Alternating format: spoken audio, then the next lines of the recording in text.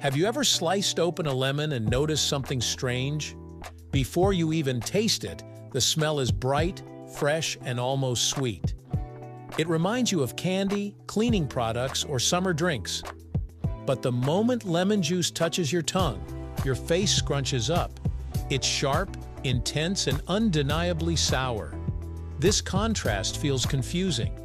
How can something smell pleasant, even sweet, but taste so sour at the same time?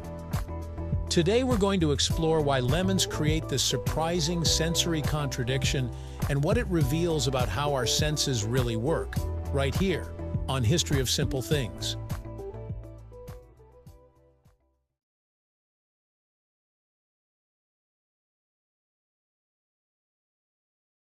To understand this, we first need to talk about how taste and smell are not the same thing.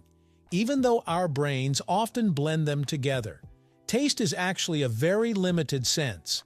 Your tongue can only detect 5 basic tastes: sweet, sour, salty, bitter, and umami. That's it. Everything else we think of as flavor comes from smell. Smell, on the other hand, is incredibly complex. Your nose can detect thousands of different chemical compounds, each creating a unique sensation. So when you smell a lemon, you're experiencing a completely different process than when you taste it. Let's start with the sour part, because that's the easiest to explain. Lemons are packed with citric acid. In fact, they're one of the most acidic fruits commonly eaten. When citric acid dissolves in your mouth, it releases hydrogen ions. These ions activate specific receptors on your tongue that are designed to detect acidity. Your brain interprets this signal as sour. From an evolutionary perspective, sourness is often a warning sign. It can signal unripe fruit or food that might upset your stomach. That intense sour reaction is your body's way of paying attention. Now, let's move to the smell. When you peel or cut a lemon, tiny droplets of oil are released into the air. These oils contain aromatic compounds like limonene, which is the star player here. Limonene has a light, citrusy scent that many people associate with sweetness, freshness, and cleanliness. Interestingly, limonene itself is not sweet in taste at all.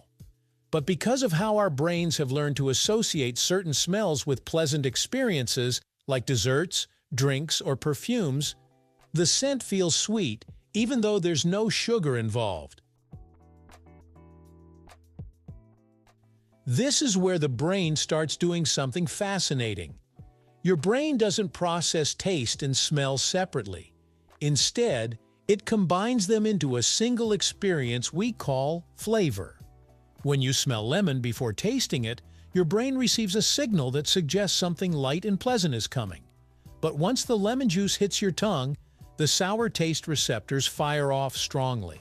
The result is a mismatch. Your brain expected one thing based on smell, and it got something very different from taste. Memory and experience play a huge role in this confusion. From a young age, many of us are exposed to lemon-flavored candies, drinks, and desserts that contain lots of sugar. Over time, our brains learn to associate lemon scent with sweetness, even though lemons themselves are rarely eaten sweet on their own. So when you smell a lemon, your brain pulls from those past experiences and prepares you for something sugary. The sour taste feels even more intense because it clashes with that expectation. Another interesting factor is how smell reaches your brain during eating. There are actually 2 ways you smell things. The first is through your nose when you inhale. The second is through the back of your throat when you chew and swallow. This is called retronasal olfaction. When you taste lemon, aromatic compounds travel upward into your nasal cavity from inside your mouth. This combined input helps shape the overall flavor. Even though the smell remains pleasant, the overwhelming acidity still dominates the experience. There's also chemistry at play beyond just citric acid and limonene. Lemons contain dozens of volatile compounds, each contributing a small piece to their aroma. Some of these compounds are also found in sweet fruits, flowers, and even vanilla. On their own, these smells are often perceived as gentle or sweet, but taste is much harder to mask. Acidic compounds trigger a strong biological response that can't be softened by aroma alone. Smell can suggest sweetness, but it can't override what your tongue is detecting. This difference highlights an important truth about our senses. They evolve for different purposes.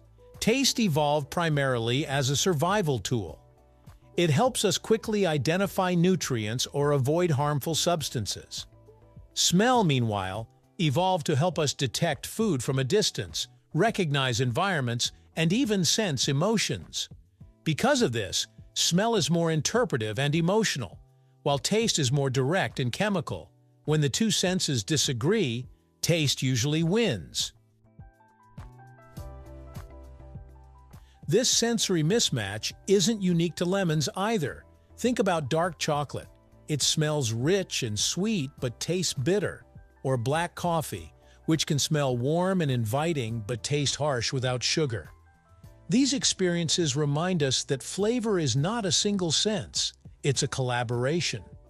When that collaboration isn't perfectly aligned, the contrast becomes noticeable, and sometimes even surprising. So why does lemon stand out so much? Because it sits at an extreme. Lemons are intensely acidic, yet packed with bright, pleasant aromas. Few other foods create such a dramatic contrast between what you smell and what you taste. That's why lemons are so memorable. They make you pause, react, and think, even if only for a second, about what your senses are telling you. The next time you smell a lemon and brace yourself before tasting it, remember what's really happening. Your nose is picking up fragrant oils that your brain associates with sweetness and freshness. Your tongue, meanwhile, is reacting to powerful acids designed to grab your attention. Neither sense is wrong. They're just doing different jobs.